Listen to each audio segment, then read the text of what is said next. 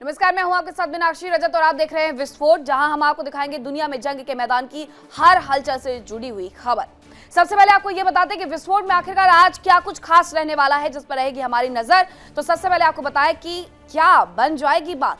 आप दो तस्वीरें देख सकते हैं, इसमें एक ट्रंप की तस्वीर, एक अयातुल्ला खामनेई की तस्वीर, यानी अमेरिका और ईरान के बीच में क्या बातचीत बन जाएगी, क्योंकि दोनों ही देशों के बीच में तनातनी लगातार जारी है। जंग की तैयारियां लगभग पूरी हो गई है दोनों ही देशों की तरफ से। दोनों देशों ने वार पलटवार की तैयारियां पुख्ता कर ली है, लेकिन इन सब के बीच समझौते की कोशिशें भी जारी है। ओमान की राजधानी मस्कट में दोनों देशों के प्रतिनिधि बात कर रहे हैं। हालांकि इन सब के बीच दोनों देशों के नेताओं के बीच जुबानी जंग फिर से शुरू हो गई है। सवाल यह उठ रहा है कि क्या यह वार्ता सफल हो भी पाएगी। इसी के साथ दूसरी बड़ी स्टोरी कौन सी है वो मैं आपको बता देती हूँ। बात हम अमेरिका की सैन्य तैयारियों के बारे में करेंगे। बारूद के ढेर पर अरब किस तरीके से बैठा हुआ है इसके बारे में आपको बताएंगे। आपको बताएंगे कि अमेरिका ने ईरान के खिलाफ कितनी पुख्ता तैयारियां की हुई है और इसके पीछे अमेरिका की मंशा क्या है। क्या यह सिर्फ दबाव बनाने का तरीका है या वाकई जंग होगी। उधर ईरान भी हर तरफ से तैयार है। ऐसे में मिडिल ईस्ट समेत पूरी दुनिया टेंशन में नजर आ रही है। इसके साथ ही आपको यूक्रेन पर दोहरी मार के बारे में भी बताएंगे। दरअसल हर गुजरते दिन के साथ रूस के हमले तीखे होते जा रहे हैं। यूक्रेन के अलग अलग इलाकों में तबाही लगातार देखने को मिल रही है। बिजली स्टेशन तबाह हो रहे हैं, इलाके अंधेरे में डूब जा रहे हैं। आलम यह हो गया है और ठंड के मौसम में लोग बिना हीटिंग सिस्टम के रहने के लिए मजबूर हो गए हैं। हालांकि इन सब के बीच यूरोपीय देशों ने मदद का हाथ जरूर बढ़ाया है। तो इन तमाम खबरों पर विस्तार पूर्वक चर्चा भी करेंगे। और विस्फोट में सबसे पहली जानकारी आपको ईरान और अमेरिका से जुड़ी हुई देते हैं, जहां पर युद्ध की तैयारियां एक तरफ चल रही है तो दूसरी तरफ ओमान में वार्ता शुरू हो गई है। मस्कट में, ओमान की राजधानी है मस्कट, जहां पर दोनों देशों के बीच में प्रतिनिधियों की बैठक हो रही है। ये बैठक क्यों हो रही है? इस युद्ध को समेटने के लिए, यानी ये युद्ध जैसे हालातों को समेटने के लिए। अब ये बताया जा रहा है कि युद्ध की तैयारियों के बीच में मस्कट में दोनों देशों के प्रतिनिधि वार्ता कर रहे हैं। डेलीगेशन पहुंच चुका है, वार्ता के लिए तैयारी हो चुकी है। लेकिन उसके पहले एक जो बयान आया जेडी वेंस का, अमेरिका के उपराष्ट्रपति का, उसने कहीं ना कहीं इस पूरी प्रक्रिया पर और ये बैठक पर क्वेश्चन मार्क लगा दिया है। प्रश्न चिन्ह इसलिए लगा दिया क्योंकि जेडी वेंस का कहना है कि जिस व्यक्ति से बातचीत करनी है वो व्यक्ति कभी राजी नहीं होगा। यानी वो मान चुके हैं कि ऐसा होने नहीं वाला, बातचीत का दिखावा करेंगे और उसके बाद युद्ध जैसे हालात हो जाएंगे। स्थिति किस तरीके से जून 2025 में बनी थी उसकी तस्वीरें भी जरा देख लीजिए, याद कर लीजिए कि हालात उस वक्त क्या थे और अभी भी ये हालात फिर से दोहराए जा सकते हैं। प्रतिनिधियों की बैठक जरूर बुलाई गई है। डेलीगेशन पहले भी तुर्की के अंकारा में बैठा था, मीटिंग वहां पर भी हुई थी, लेकिन अचानक से इसका वेन्यू चेंज कर दिया जाता है। ओमान में इन्हें बुला लिया जाता है। अब क्या इससे कुछ होगा, ये बड़ा सवाल है। जानकारी है कि ईरान के परमाणु कार्यक्रम पर भी बात हो सकती है। पश्चिमी मीडिया के हवाले से ये जानकारी आ रही है कि मिसाइल कार्यक्रम पर भी चर्चा के लिए ईरान तैयार है। प्रॉक्सी गुटों को मदद करने पर भी बातचीत के लिए वो पूरी तरीके से तैयार नजर आता है। मुद्दे यही है, ईरान अपना परमाणु कार्यक्रम छोड़ दे, हिजबुल्लाह और हूती को जिस तरीके से वो हथियार उपलब्ध करवाता है वो छोड़ दे। अब प्रॉक्सी गुट, यही इसके प्रॉक्सी गुट है जो कि इजराइल पर हमला करते हैं, हिजबुल्लाह, हूती, और इन्हें ये बार बार इस तरीके से मदद पहुंचाता है ताकि इजराइल को ज्यादा से ज्यादा नुकसान हो। लेकिन इस बैठक में दोनों ही मुद्दों पर बातचीत होगी। परमाणु कार्यक्रम पर भी बातचीत होगी, प्रॉक्सी गुटों को मदद पहुंचाने पर भी बातचीत होगी। दो खबरें हैं, दो तस्वीरें हैं। पहली खबर यही है कि ये जो बैठक है बेहद अहम है इस लिहाज से कि क्या इस बात पर चर्चा हो पाएगी या फिर दोनों ही देश इस बात पर सहमत हो जाएंगे कि अब युद्ध नहीं लड़ेंगे, युद्ध जैसे हालात हमने भले ही बना दिए हैं।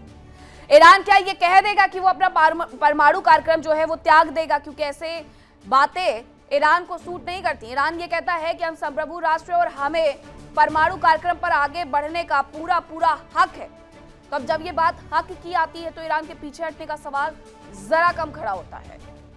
एक जानकारी यह है कि मिसाइल कार्यक्रम से लेकर के प्रॉक्सी गुटों को मदद पहुंचाने तक इस पूरी बातचीत की टेबल पर इन मुद्दों को रखा जाएगा। अमेरिका और ईरान के खिलाफ तैयारियां पूरी कर ली गई है। समंदर से लेकर के सैन्य बेस तक भारी सैन्य जमावड़ा देखने को मिल रहा है और इसे देखकर के आशंका यह जताई जा रही है कि अमेरिका ईरान पर कभी भी हमला कर सकता है। हालांकि अभी भी दोनों देशों के बीच बातचीत जारी है, लेकिन क्या ये बातचीत सफल हो पाएगी या फिर विफल हो जाएगी।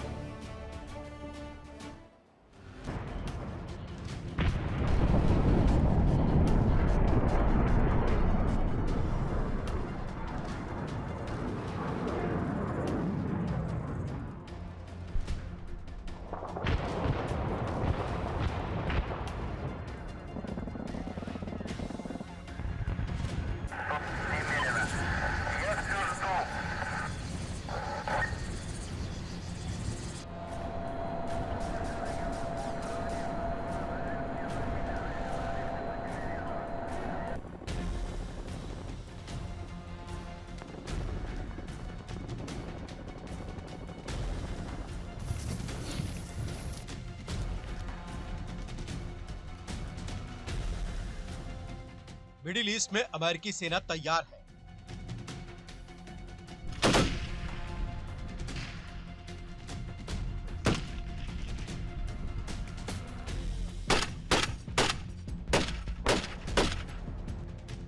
जवानों और जंगी जहाजों का अभूतपूर्व जमावड़ा है।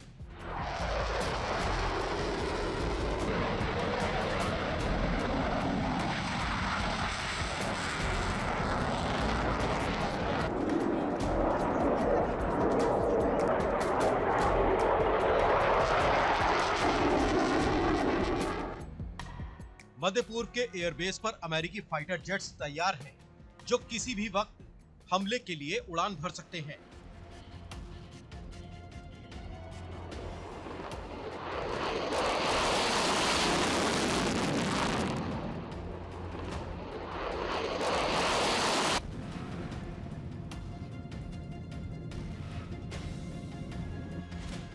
ईरान ने भी पलटवार की पूरी तैयारी की है। मिसाइलें वॉर रेडी मोड में हैं। समंदर में माइंस और स्पीड बोट्स तैयार हैं। जमीन पर जवान और रूस का वैगनर ग्रुप तैनात है।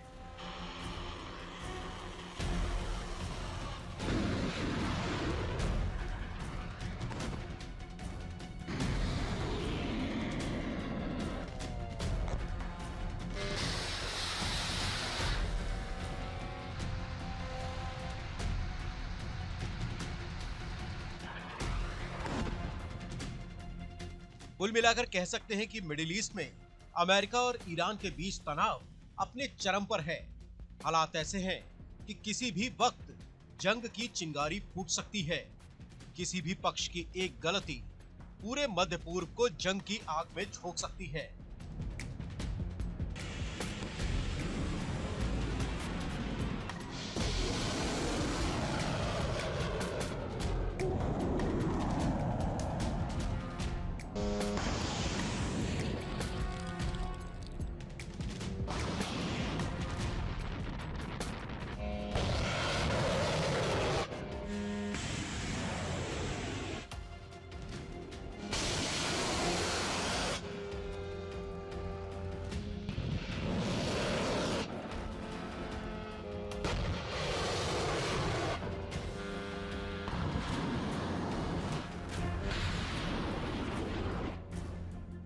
अमेरिका ने एक बार फिर ईरान को चेतावनी दी। राष्ट्रपति ट्रंप ने साफ तौर पर कहा कि अगर बातचीत सफल नहीं हुई तो ईरान में भारी तबाही होगी।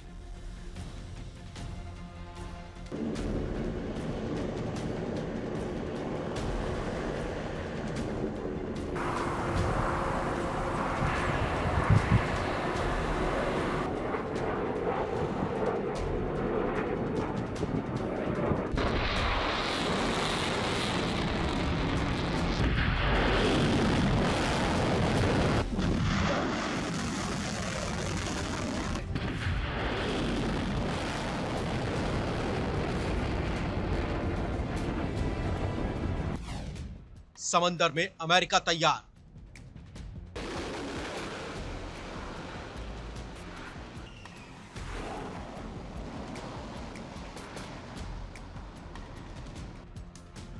अमेरिका ने ईरान की घेराबंदी और मजबूत कर दी है।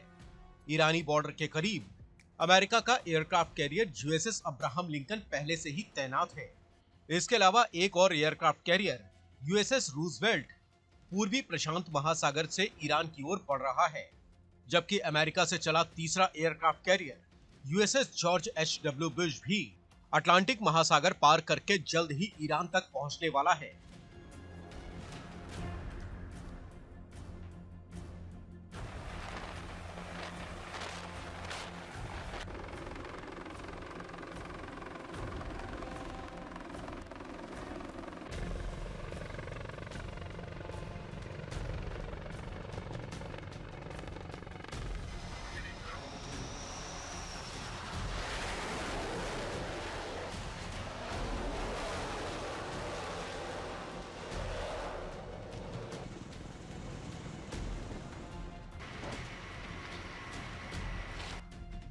फारस की खाड़ी में अमेरिका के डिस्ट्रॉयर शिप तैनात हैं।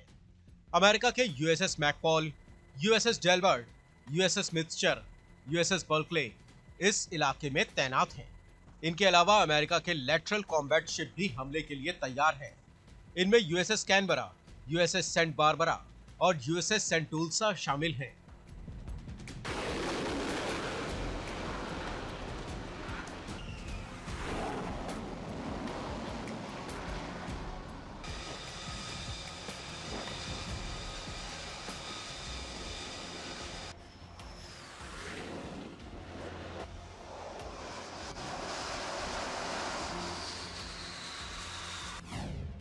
एयर स्ट्राइक की तैयारी।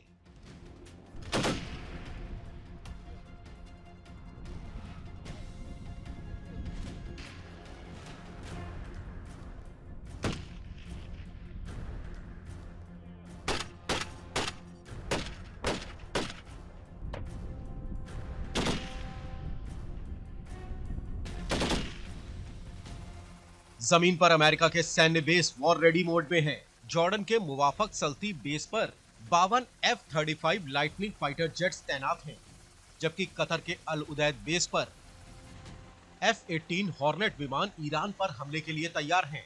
सऊदी अरब के प्रिंस सुल्तान एयरबेस पर 9 F-35 लाइटनिंग फाइटर जेट्स तैनात हैं, जबकि ब्रिटिश एयरबेस डिएगो गार्सिया पर 9 B-52 बॉम्बर्स तैनात हैं।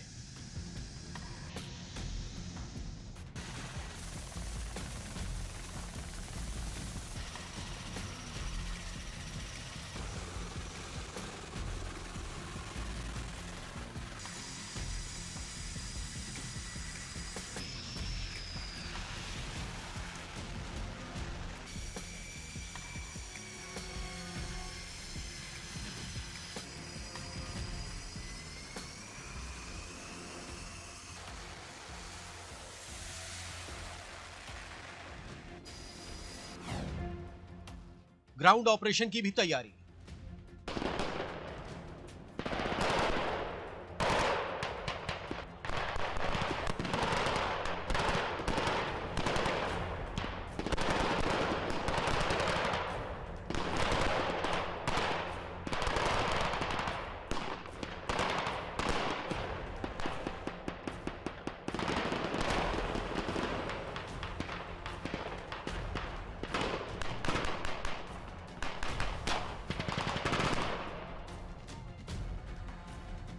अमेरिका ने एयर स्ट्राइक और समंदर में घेराबंदी के अलावा ग्राउंड ऑपरेशन की भी तैयारी कर ली है। अमेरिका के कमांडो लगातार ईरान की सीमा के करीब ड्रिल कर रहे हैं। जरूरत पड़ने पर अमेरिका खामेनी की गिरफ्तारी के लिए कमांडो ऑपरेशन भी कर सकता है। साफ है कि अमेरिकी सेना किसी भी वक्त हमले के लिए तैयार है।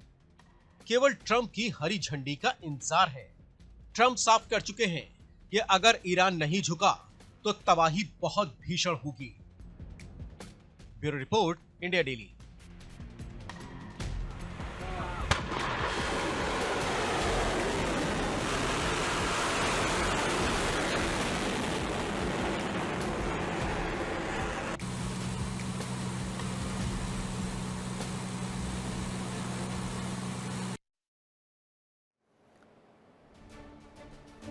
वही अमेरिका से तनाव के बीच में ईरान का बड़ा कदम सुनने को मिल रहा है, देखने को मिल रहा है। कौन सा ये कदम है, चलिए वो आपको बता देते हैं। दरअसल ईरान की तरफ से लॉन्ग रेंज मिसाइल खुर्रमशहर 4 तैनात कर दी गई है। ये बड़ी जानकारी मिल रही है कि ईरान ने अब खुर्रमशहर 4 को बाहर निकाल लिया है। अंडरग्राउंड मिसाइल बेस पर इसकी तैनाती की गई है। 2000 किलोमीटर तक हमला करने में ये सक्षम है ये मिसाइल। इसके बारे में हम आपको बता रहे हैं कि 2000 किलोमीटर तक इसकी मारक क्षमता है, यानी ये अमेरिका के कुछ देशों तक, कुछ राज्यों तक तो पहुंच ही सकती है। इतना उम्दा प्रदर्शन इस तरफ से होता है कि जहां पर भी खुर्रमशहर 4 को दागा जाता है उस जगह से पूरी तरीके से सवालिया निशान खड़े नजर आते हैं कि कभी कभी वहां पर लोगों का वर्चस्व था भी या नहीं था। यह मिसाइल की ताकत है। खुर्रमशहर 4 की तैनाती यानी ईरान की तैयारी एक कदम और ज्यादा आगे बढ़ गई है। 2000 किलोमीटर मारक क्षमता की ये वो मिसाइल है जो कि पूरे शहर को तबाह कर सकती है, वहां से लोगों का नामो निशान मिटा सकती है। खुर्रमशहर 4 की तैनाती कर दी गई है और अमेरिका को यह बताया जा रहा है कि तैयारी अगर अमेरिका करके उतरा है तो ईरान की तैयारी भी कोई कम नजर नहीं आती। आपको याद होगा कि पिछले दिनों किस तरीके से यूएसएस अब्राहम लिंकन तक ईरान ने अपना ड्रोन भेज दिया था। ईरान ने अरब सागर के अंदर अंदर अपनी पनडुब्बियां भेज दी थी और यही वजह है कि अब अमेरिका को यह लग रहा है कि इस युद्ध में वो आगे बिना किसी सहयोगी के चल भी पाएगा या नहीं चल पाएगा। और ये जानकारी भी है कि वो अकेले नहीं लड़ेगा इस बार भी। अब जानकारी है कि अमेरिकी सेंट्रल कमांड ने एक वीडियो जारी किया है। यूएसएस अब्राहम लिंकन का ये वीडियो है, जहाज पर सैन्य तैनाती की तस्वीरें जारी की गई हैं। अब ये पूरा प्रोपेगेंडा वीडियो आप समझिए, ये भी प्रोपेगेंडा वॉर का ही हिस्सा होता है कि आप ये बता दें बिना लड़े हुए कि हमारी तैयारी कितनी ज्यादा है।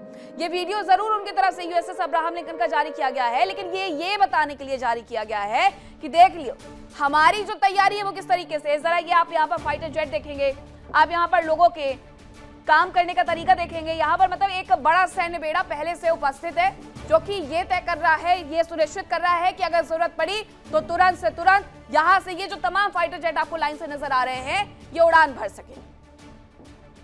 तो ये तैयारियां हैं इन देशों की। अब अमेरिका और ईरान से जुड़ी हुई दो खबरें हम आपको समझा रहे हैं। अंडरग्राउंड बेस पर खुर्रमशहर 4 की तैनाती कर दी गई है। ईरान इस पूरे युद्ध में एक कदम और आगे बढ़ गया है, 2000 किलोमीटर की मारक क्षमता की जो उनकी मिसाइल है उसे ला करके।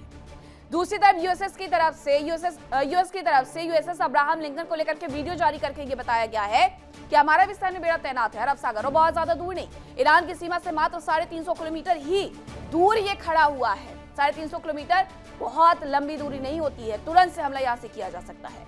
अमेरिका और ईरान के प्रतिनिधियों के बीच ओमान की राजधानी मस्कट में बातचीत चल रही है। हालांकि इन सब के बीच ईरान और अमेरिका दोनों ही देशों ने वार पलटवार जबरदस्त करते हुए यहां तक कह दिया है कि ये वार्ता सफल होगी या नहीं। वही जेडी वेंस का बयान।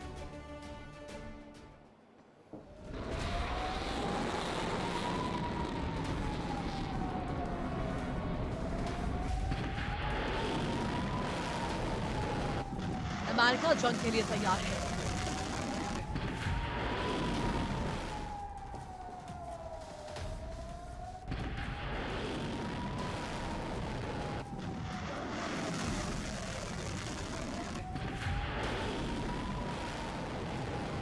ईरान पलटवार के लिए तैयार है।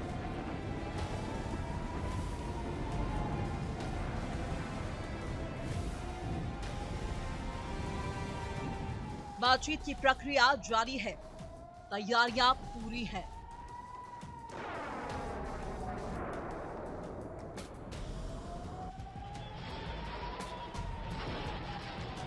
अमेरिका और ईरान के बीच तनातनी जारी है।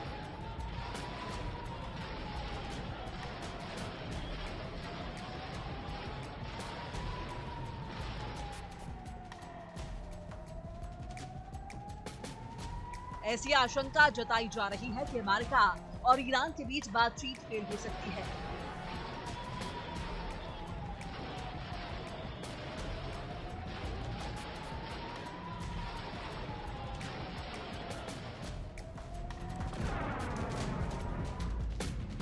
ईरान ने भी पलटवार की तैयारियां की हैं।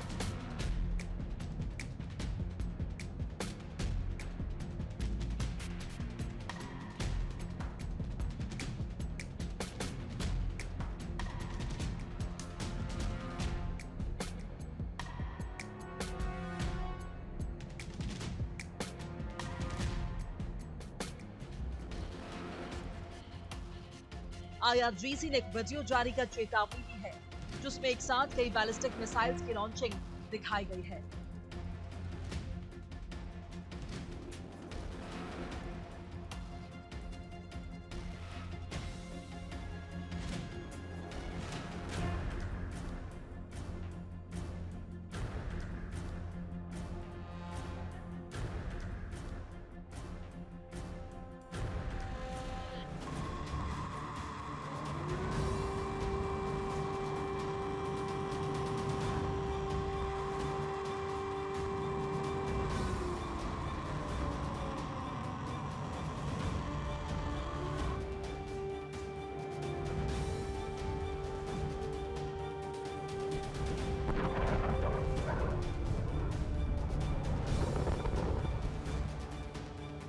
ईरान ने साफ तौर पर धमकी दी है कि अगर अमेरिका ने कोई गलती की तो मिडिल ईस्ट में मौजूद अमेरिका सैन्य ठिकानों पर जबरदस्त तबाही होगी।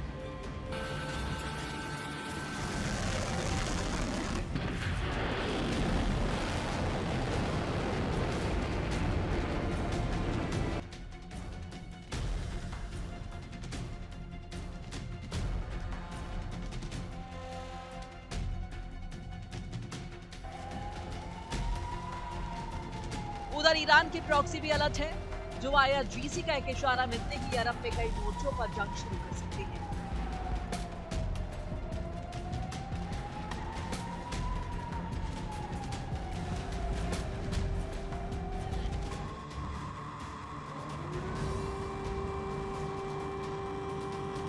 ये प्रॉक्सी अमेरिका और इजराइल की मुश्किलें बढ़ा सकती है।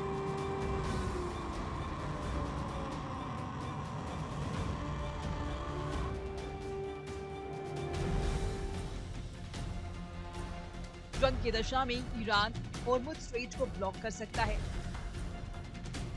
जिससे पूरी दुनिया में तेल की सप्लाई पर असर पड़ सकता है।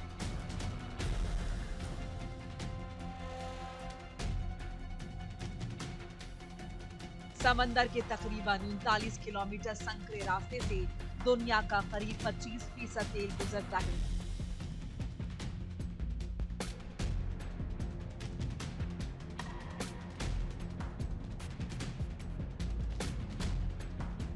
अमेरिका ने ईरान पर हमले की तैयारी की।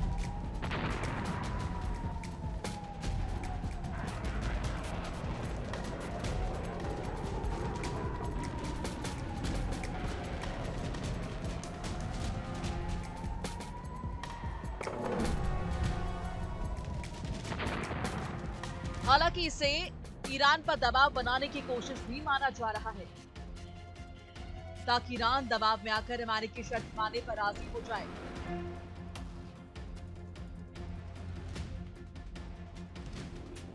ईरान की इकॉनमी तेल के कारोबार पर टिकी है और यही वजह है कि अमेरिका ईरान की तेल के कारोबार को नुकसान पहुंचाना चाहता है।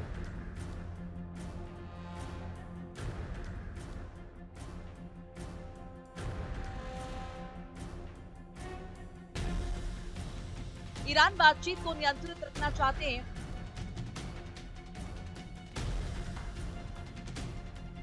ईरान का साफ तौर पर कहना है कि बातचीत की प्रक्रिया न्यूक्लियर मुद्दे तक सीमित रहेगी, जबकि अमेरिका की शर्तें साफ हैं।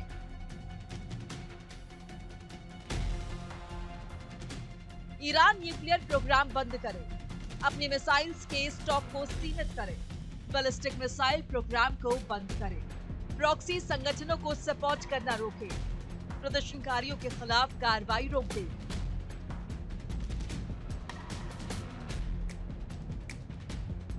हालांकि खामनेई पहले भी शर्तों को नामंजूर कर चुके हैं। ईरान साफ तौर पर कह चुका है कि केवल परमाणु प्रोग्राम पर चर्चा की जाएगी और वो भी द्विपक्षीय।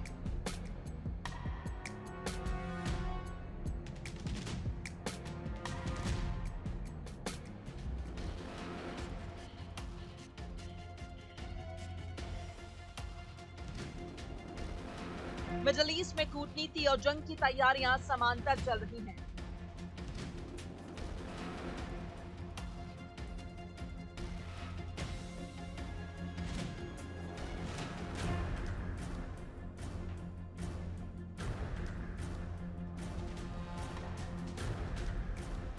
फारस की खाड़ी से लेकर हिंद महासागर तक जंगी तैयारियां अपने चरम पर हैं।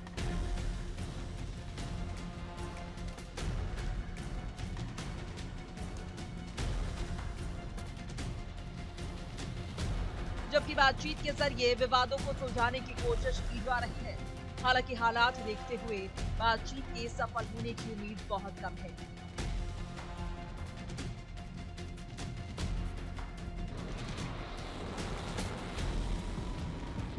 Bureau report, India daily.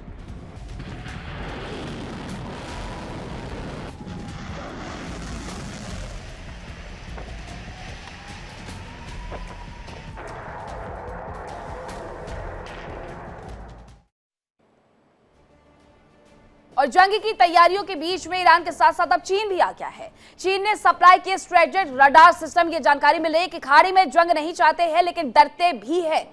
डरते भी बिल्कुल नहीं है। चीन ये कह रहा है कि हम डरते नहीं हैं, हम नहीं चाहते कि ऐसी कोई जंग हो, लेकिन हम डरने वाले भी नहीं हैं। ईरान पर बाहरी देश का जो दबाव है वो बिल्कुल भी मंजूर नहीं है। चीन हो या फिर रशिया हो, दोनों ही खाड़ी देशों के साथ खड़े नजर आते हैं जब अमेरिका युद्ध की तैयारियों में है। तो जंग की तैयारियों के बीच ईरान ने कहा है कि हम डरते नहीं है और अपने स्ट्रेटेजिक रडार सिस्टम तक उसने पहुंचाने शुरू कर दिए हैं। इसके पहले रूस का Mi-28 भी हमने देखा था कि ईरान पहुंच चुका है। ईरान में वो उड़ान भरते हुए नजर आ रहा है। चीन ये कह रहा है कि ईरान पर बाहरी देश का दबाव मंजूर नहीं है। मिडिल ईस्ट के समीकरण ये एशियन कंट्रीज के साथ कैसे बनते जा रहे हैं वो जरा आप देखिए। चीन खुलकर के सामने आ रहा है, फ्रंट फुट पर बैटिंग करते हुए नजर आ रहा है ईरान के लिए, वो भी अमेरिका के खिलाफ। चीन ये कह रहा है कि जो ये दबाव बनाया जा रहा है बाहरी देशों की तरफ से, हम उससे डरने वाले नहीं है। खाड़ी में जो जंग होनी है वो हम नहीं चाहते हैं, लेकिन डरते भी बिल्कुल नहीं है। अगर ऐसा हुआ तो मुंहतोड़ जवाब दिया जाएगा। अमेरिका ईरान पर हमले के लिए पूरी तरीके से तैयार है।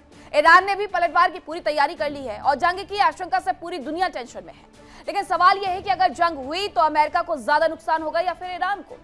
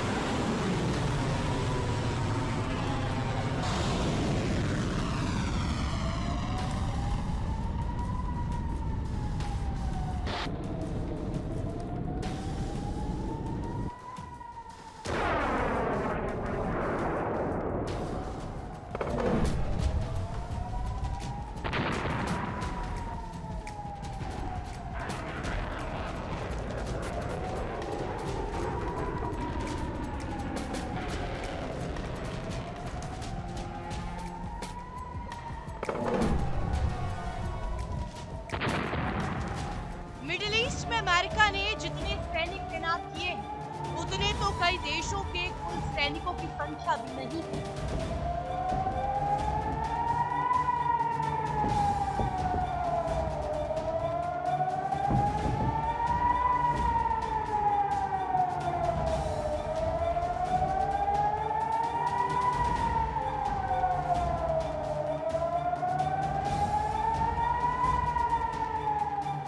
अब तक अमेरिका ने मध्य पूर्व में इतने सैनिक कभी तैनात नहीं किए।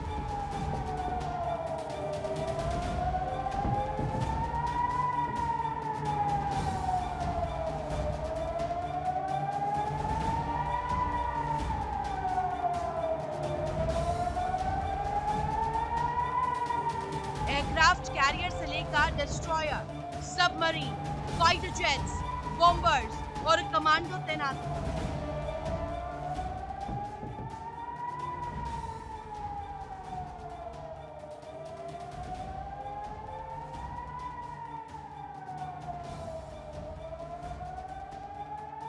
अमेरिका ने ईरान के खिलाफ जबरदस्त तैयारी की है।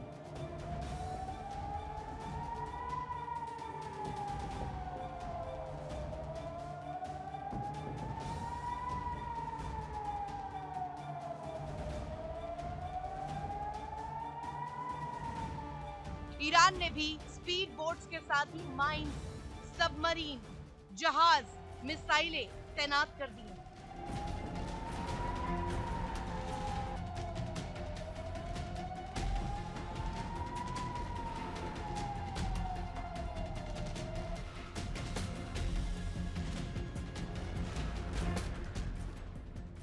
अमेरिका के हर बार के पलटवार की तैयारी पूरी हो चुकी है, लेकिन इन सब के बीच एक सवाल उठ रहा है कि अगर इस क्षेत्र में जंग हुई तो किसे ज्यादा नुकसान उठाना पड़ेगा।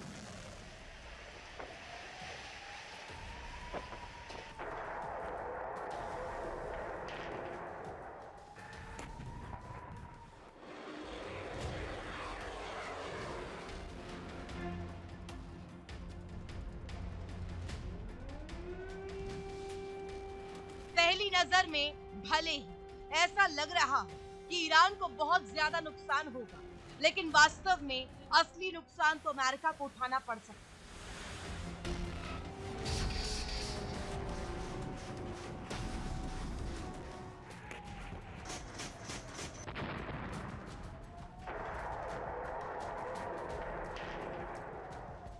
हालांकि ये कैसे होगा ये हम आपको आगे बताएंगे। लेकिन उससे पहले आपको जंग में हुई सबसे बड़ी घटना के बारे में बताते हैं।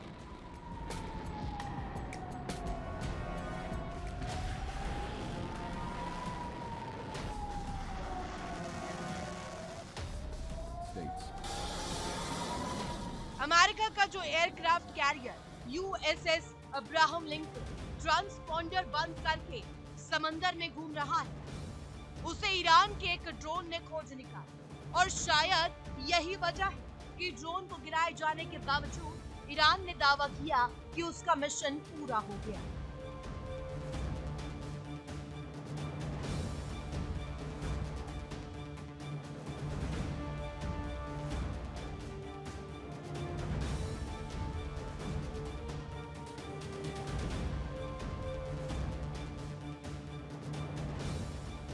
अमेरिका ने ड्रोन और मिसाइलों के होते हुए भी एक मामूली ड्रोन को गिरने के लिए अपना फाइटर जेट रवाना कर दिया। शायद अमेरिका ये संकेत देना चाहता था कि अगर ईरान ने एक भी गलती की तो अंजाम बहुत बुरा हो।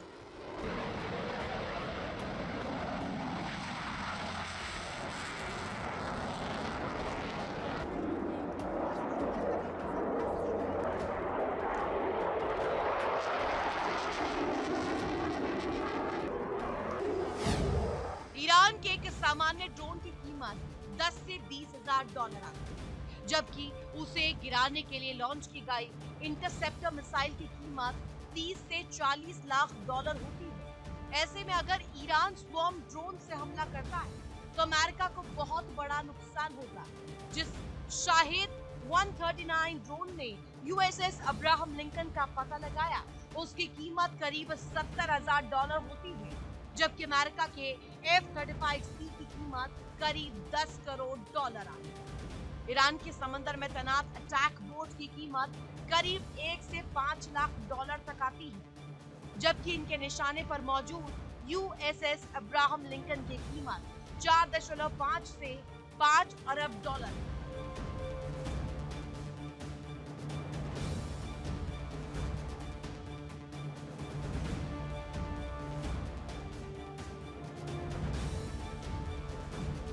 ईरान के हथियार छोटे हैं, कीमत कम है, लेकिन वो अमेरिका और इजराइल के एयर डिफेंस सिस्टम को एंगेज करने का दम रखते हैं।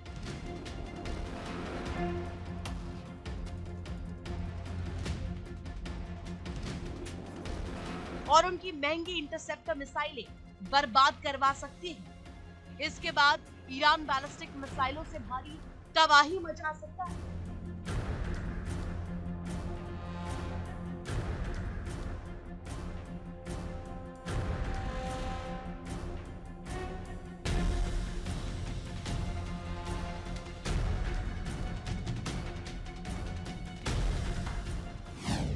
ईरानी सेना अमेरिकी जहाजों पर मिसाइलों से नहीं ड्रोन से अटैक कर सकती है, जबकि समंदर में माइंस और स्पीड बोट से हमला किया जा सकता है। मिसाइल या फाइटर जेट्स को गिराने के लिए डिफेंस सिस्टम का इस्तेमाल हो सकता है, जबकि जमीनी जंग में ईरानी सेना के साथ ही वैगनर ग्रुप तैनात है।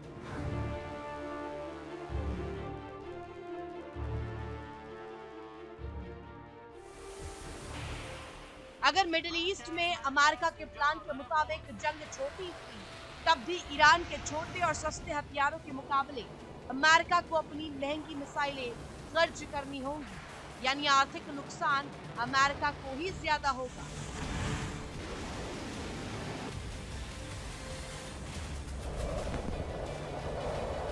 ईरान की रणनीति अमेरिका को लंबी जंग में फंसाने की। ईरान कौन है?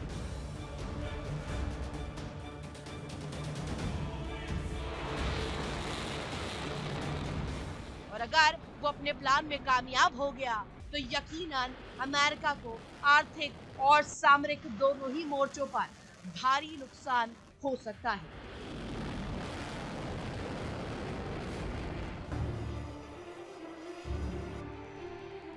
साथ ही ट्रंप पर घरेलू फ्रंट पर भी दबाव बढ़ सकता है।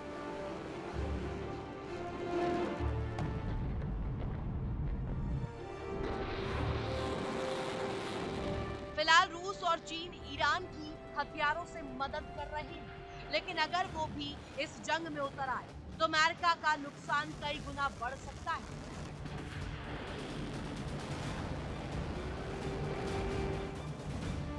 जबकि अमेरिका के साथ केवल यूरोपीय देश आ पाएंगे, जो खुद अपनी हिफाजत के लिए भी अमेरिका पर ही निर्भर है।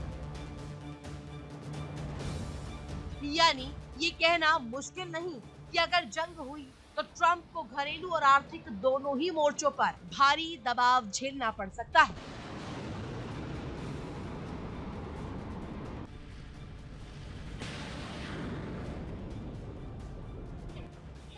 Bureau report, India news.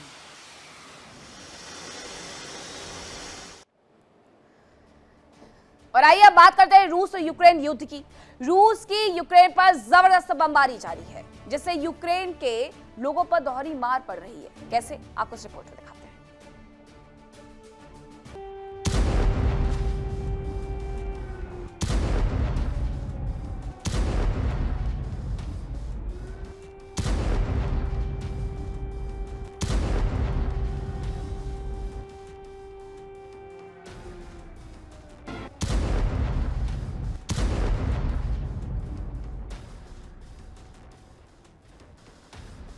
Ukraine पर रूस के भयंकर हमले जारी हैं।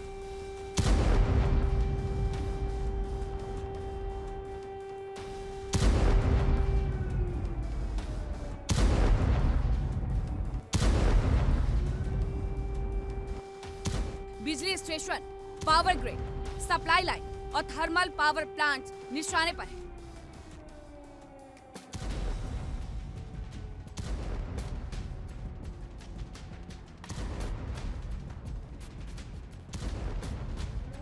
यूक्रेनी सेना के ठिकानों पर जबरदस्त हमले किए जा रहे हैं। नागरिक सुविधाओं और रिहायशी इलाकों पर भी रूस का बारूद बरस रहा है।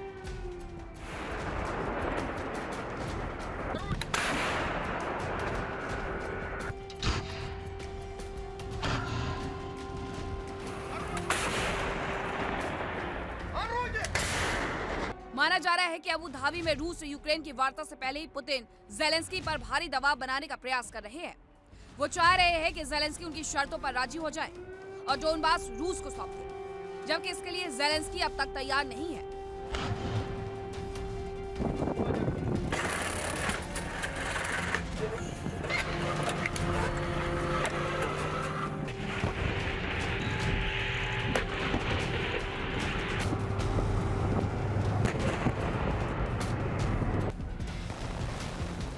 प्लान को अंजाम देने के लिए रूस के राष्ट्रपति ने सेना को खुली छूट दे दी है। रूसी सेना चुन चुनकर रिहायशी इलाकों और नागरिक सुविधाओं को निशाना बना रही है।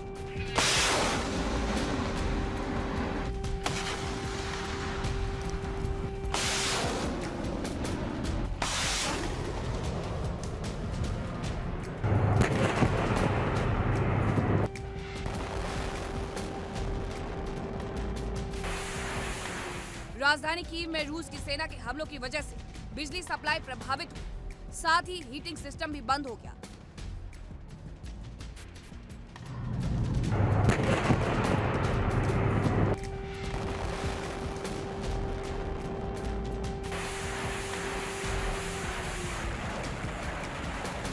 रूस ने स्कंदर M मिसाइल का इस्तेमाल किया।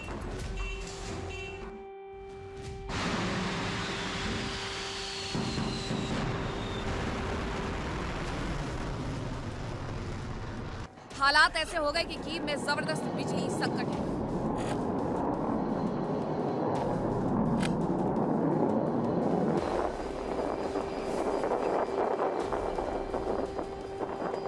लोगों का गुस्सा बढ़ रहा है।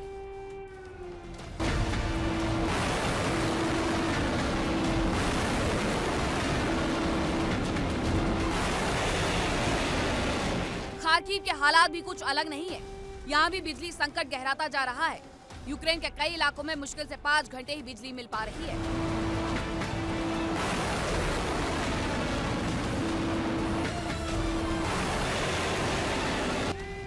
यूक्रेन के ऐसे हालात के बीच यूरोप मददगार के रूप में सामने आया। यूरोपियन यूनियन ने 447 जनरेटर भेजे हैं। इटली से 78 बॉयलर्स भेजे जा रहे हैं। पोलैंड से 379 जनरेटर भेजे जा रहे हैं। फ्रांस से 30 जनरेटर भेजे जा रहे हैं।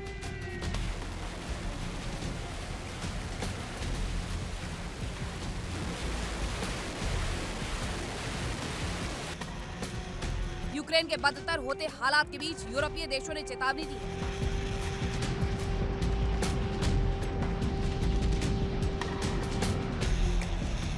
कि अगर पुतिन रुके तो अगला नंबर यूरोपीय देशों का है।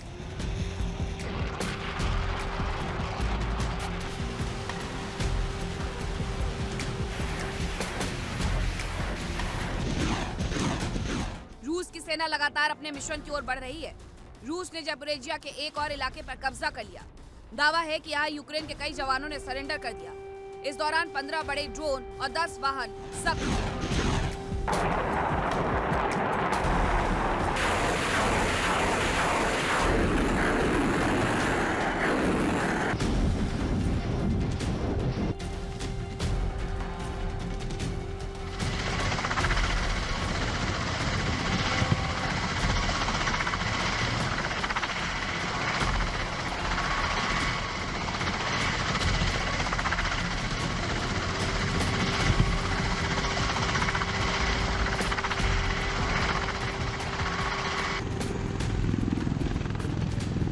बेलगोरोद से रूसी सेना भारी तबाही बरसा रही है।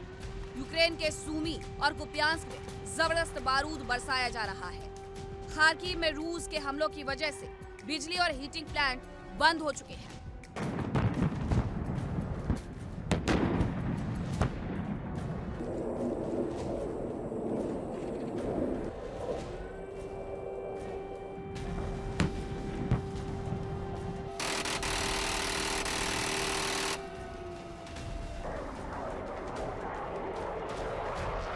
पुतिन के जवानों ने कुपियांस्क में यूक्रेन की सेना के मोर्चे पर हमला किया। दावा किया जा रहा है कि इन हमलों में 90 जवानों की मौत हो गई, जबकि 2 बख्तरबंद वाहन और 3 सैन्य ट्रक नष्ट हो गए।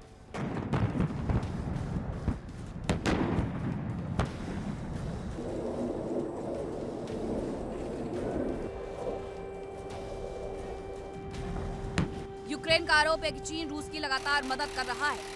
चीन की सैटेलाइट यूक्रेन के बिजली स्टेशन की जानकारी जुटा रहे हैं और उसे रूस के साथ शेयर किया जा रहा है, जैसे रूसी सेना सटीक हमले कर रही है।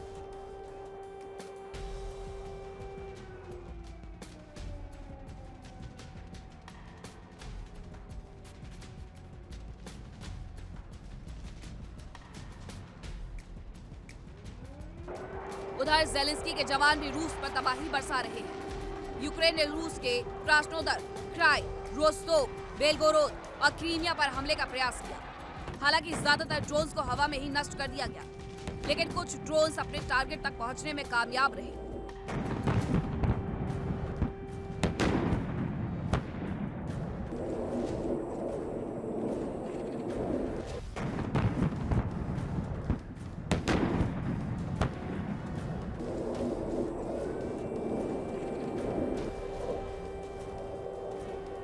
साफ है कि यूक्रेन और रूस के बीच जंग जारी है। बातचीत की कोशिशें भी की जा रही है, लेकिन हर किरदार अपने फायदे नुकसान का आकलन करके अपने हिसाब से बातचीत की प्रक्रिया को आगे बढ़ाना चाहता है। और इन सब के बीच आम लोग परेशान हैं, उनकी सुनने वाला कोई नहीं।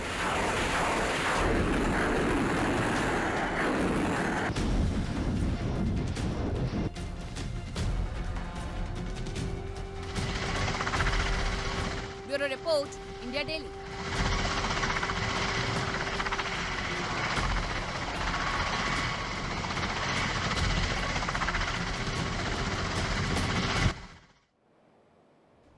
और अब बात करते हैं दुनिया में परमाणु हथियारों की रेस की, जिसके एक बार फिर बढ़ने की आशंका जताई जा रही है।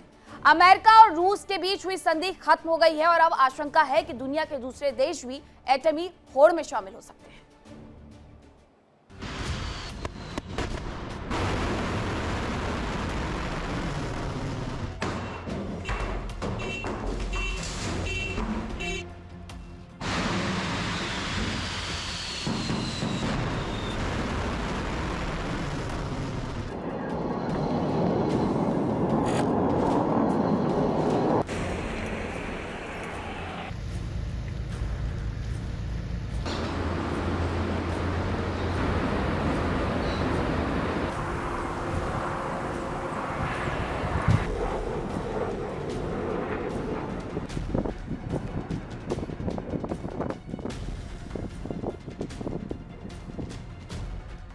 दुनिया में बढ़ेगी परमाणु रेस।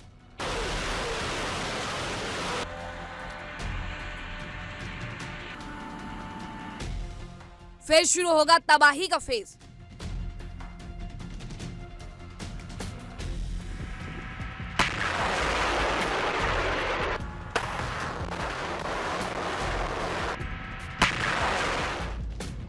क्या खत्म हो जाएगी दुनिया?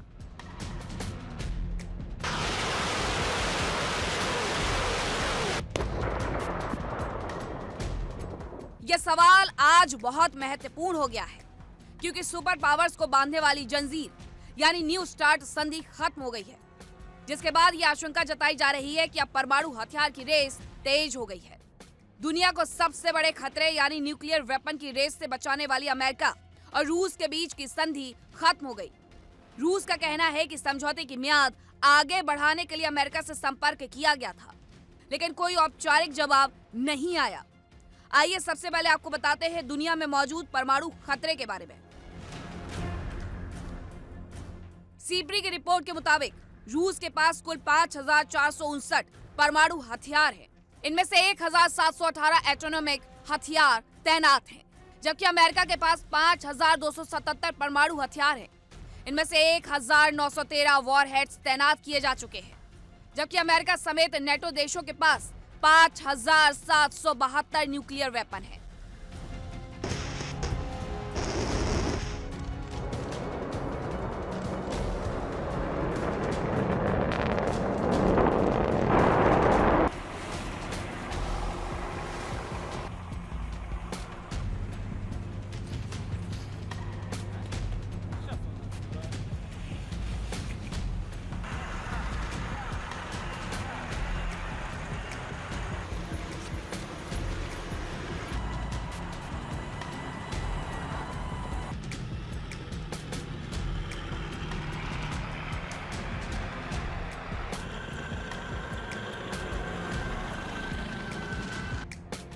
समझौता खत्म होने के बाद अब परमाणु हथियारों को लेकर कोई नियम नहीं होंगे।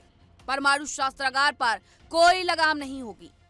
अमेरिका और रूस के बीच कोई समझौता नहीं है, लिहाजा कोई भी डेटा सार्वजनिक नहीं होंगे। न्यू स्टार्ट संधि के तहत 700 मिसाइल और परमाणु सक्षम बम्बर रखने की इजाजत थी, जबकि 800 मिसाइल लॉन्चर रखे जा सकते थे। केव 1,550 परमाणु हथियार तैनात करने की इजाजत थी। इसके अलावा एक दूसरे के परमाणु हथियारों की जांच भी की जा सकती है।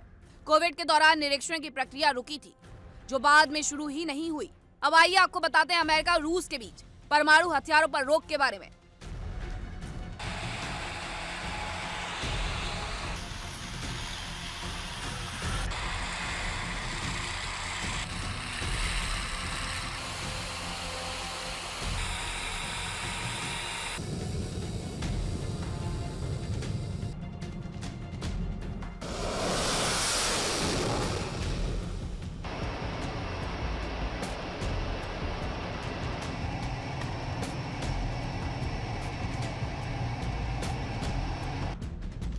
उन्नीस में स्टार्ट संधि पर हस्ताक्षर हुए थे।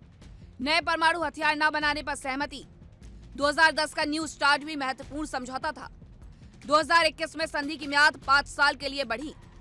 5 फरवरी 2026 को रूस और अमेरिका में परमाणु संधि खत्म हुई। विस्फोट में आज के लिए इतना ही। कल फिर होगी मुलाकात नई खबरों के साथ। फिलहाल वक्त एक छोटे से ब्रेक का है। ब्रेक के बाद भी लगातार खबरें जारी है। इंडिया डेली अब आपके स्मार्ट टीवी पर भी मौजूद है। इंडिया डेली 24/7 अब इन सभी प्लेटफॉर्म पर लाइव देखें।